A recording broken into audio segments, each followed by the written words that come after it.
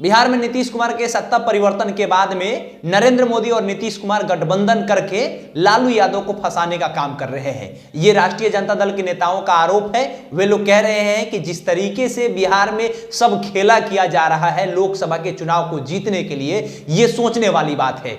कह रहे हैं कि ईडी, सीबीआई और आईटी की जो रेड है वो विपक्ष के नेताओं के ऊपर में आखिर में क्यों लगने लगता है। आखिर में जो भारतीय जनता पार्टी के नेता है, जनता दल यूनाइटेड के नेता है, उनके घरों पर रेड क्यों नहीं पड़ता है। वही नीतीश कुमार जब लालू प्रसाद यादव के साथ में होते हैं तो भारतीय जनता पार्टी उनको कहती है कि ये घोटालेबाज है, उनको कहती है कि ये आदमी ऐसा है कि कभी भी गिरगिट की तरह शक्ल अपना बदल लेते हैं, कभी भी किसी भी पार्टी में चले जाते हैं। लेकिन जैसे ही वो एनडीए का हिस्सा बन गए हैं तब से कुछ नहीं बोला जा रहा है। आप सब कोई जान रहे हैं कि लालू प्रसाद यादव को जिस तरीके से ईडी ने समन भेजा और उसके बाद लालू यादव को पटना का जो ईडी कार्यालय है वहां पे जाना पड़ा। और इस समय जिस आदमी की उम्र लगभग 75 वर्ष से ज्यादा है वैसे व्यक्ति को वहां पर बुलाया गया है। अकेले, जो आदमी अकेले चलने में असमर्थ है वैसे आदमी को बिना किसी आदमी के साथ उनको ले गया है, परेशान किया जा रहा है, तड़पाया जा रहा है, ऐसा राष्ट्रीय जनता दल के नेताओं का कहना है। उनकी जो बेटी है रोहिणी आचार्य, वो कह रहे हैं कि हमारे पिता के साथ में जो लोग भी कुछ कर रहे हैं उन लोग को मैं सबक सिखाऊंगी, कुछ दिन का इंतजार कीजिए, जनता सब कुछ समझ रही है। ईडी के द्वारा जब समन भेजा गया तो उसमें यह बातें लिखा गया है कि लैंड फॉर जॉब के मामले में इनको बुलाया जा रहा है। लेकिन सवाल यह है कि आखिर में विपक्ष के लोगों के ऊपर ही क्यों सवाल उठाया जाता है और लालू प्रसाद यादव जैसे लोगों को क्यों टारगेट किया जाता है।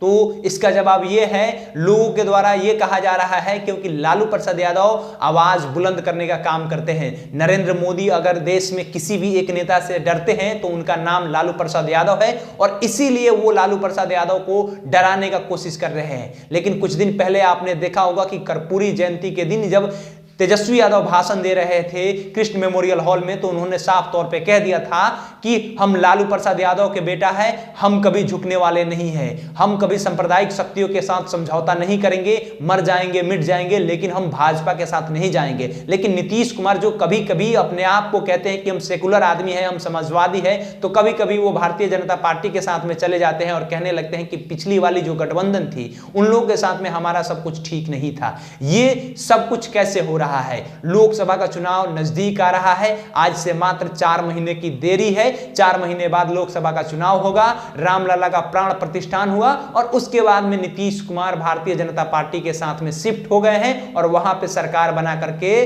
कह रहे हैं कि हम किसी न किसी तरीके से लोकतंत्र को मजबूत कर रहे हैं। जिस नरेंद्र मोदी को वो कहते थे कि संविधान खतरे में है, जिस लालू प्रसाद यादव को वो कहते थे कि इनके पिता की कोई गलती नहीं है, तेजस्वी यादव को कह रहे थे कि इनके पिता की तो कोई गलती नहीं है, इनके पिता को फंसाया गया है, लेकिन उस आदमी के साथ में जब नरेंद्र मोदी के साथ में गए हैं तो वो सब कुछ भूल गए हैं। ये अपने आप में सोचने वाली बात है कि आखिर में ऐसा क्यों हो रहा है। जब लालू यादव वहां पर पहुंचे ईडी कार्यालय में तो जितने भी उनके पार्टी के विधायक है, जितने भी उनके पार्टी के वर्कर है, सभी कोई पहुंचे हुए हैं और सभी किसी का यह मानना है कि जब तक लालू प्रसाद यादव ईडी कार्यालय से बाहर नहीं आते हैं तब तक हम लोग यहां से टस से मस नहीं होने वाले हैं। 80 विधायक वहां पर प्रदर्शन कर रहे हैं, विरोध कर रहे हैं कि नीतीश कुमार और नरेंद्र मोदी की गठबंधन वाली सरकार हम लोगों के ऊपर में शासन कर रही है, हम लोगों का शोषण कर रही है, हम लोग उनका शोषण नहीं सहेंगे, हम लोग उनका शासन नहीं सहेंगे।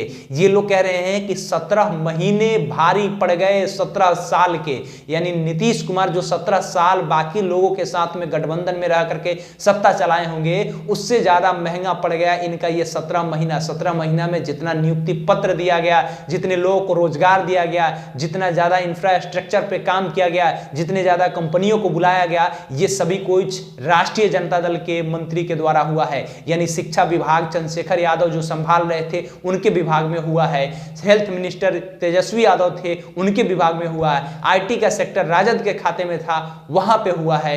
हर चीज की काम, हर बिहार में हर काम को देख लीजिए तो हर काम तेजस्वी यादव के मंत्रालय में हुआ है, यानी तेजस्वी यादव के कोटे राष्ट्रीय जनता दल से जो मंत्री थे उन लोगों के विभाग में हुआ है। इसी बात से भारतीय जनता पार्टी और नीतीश कुमार को डर था कि अब आने वाले समय में हो सकता है कि युवा ने जो टारगेट किया था, युवा ने जो अपना लक्ष्य साधा था कि हमें एक साल में 10 लाख लोगों को नौकरी देना है, तो उप मुख्यमंत्री रहने पर 4 लाख लोगों को नौकरी दे दिया है। तो आने वाले समय में ये सब कुछ हो जाएगा। सुशील मोदी यहां तक कहते थे कि बिहार में कोई भी व्यक्ति ऐसा नहीं है, कोई भी व्यक्ति के पास में इतनी ताकत नहीं है कि जो ये नियोजित शिक्षक हैं उन लोगों को राजकर्मी का दर्जा दे दे। लेकिन तेजस्वी यादव ने इसे साबित कर दिया। वो कह रहे थे कि भगवान भी साबित नहीं कर सकते, भगवान भी नहीं कर सकते हैं, लेकिन तेजस्वी यादव इंसान के रूप में भगवान की तरह काम किए और उन्होंने कर दिया। बीपीएससी ट्री 2 की बातें कर ले तो बीपीएससी ट्री 2 के जो अभ्यर्थी हैं वे लोग कह रहे हैं कि अब हम लोग का क्या होगा समझ में नहीं आ रहा है। क्या लगता है आपको? आपकी प्रतिक्रिया का हम इंतजार करेंगे। बहुत बहुत धन्यवाद।